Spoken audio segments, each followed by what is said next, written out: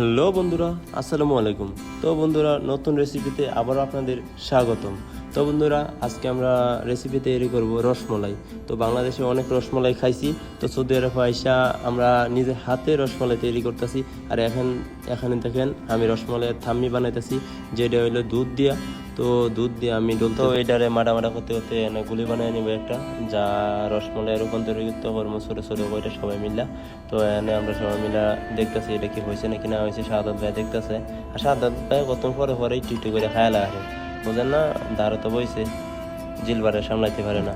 তো গ্যাস এনে ডলাডলি করার পরে দেখলাম যে মোটামুটি হয়ে যায় গেছে। তো এনে একটু সেদিন মানে খাওয়া দিতেছে, নেও আরও খাও। তো এরা খাই না। তো এনে সবাই মিললে আবার এটারে ছোটো ছোটো করে মানে গুলো রূপান্তরিত করতেছি, রসমলাইয়ের মতন করে ছোটো ছোটো করতেছি। তো এখানে রসমলাই বানানো শেষ, এখন জামাইটা দুধে দিব।